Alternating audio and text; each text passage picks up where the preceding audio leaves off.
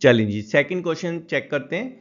यहाँ पर again formula based question है। गिवन इज अ कोन और इस कोन में जो स्लांट हाइट है वो 21 मीटर्स है और आपका जो बेस है वो 24 मीटर है। इस क्वेश्चन में भी स्टिल स्टूडेंट्स मेक मिस्टेक। कहाँ मिस्टेक होती है, लेट्स सी टू इट।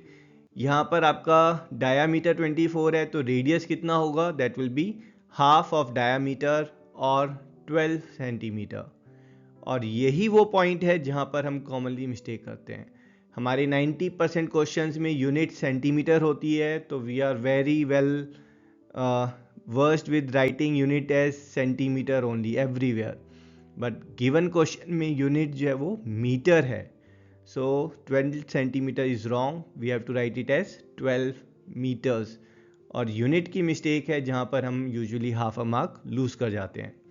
यहाँ पर जो स्लांट हाइट है that's given as 21 metres. So हम अपना TSA टोटल सरफेस एरिया का फॉर्मूला यूज़ करेंगे, that is pi r times of L plus r. Putting the values, pi that's 21/7, R is 12, L is 21 and R again is 12.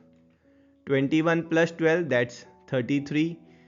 Simplifying it, we'll get TSA as 8712/7, which in decimals is 1244.57 meters square.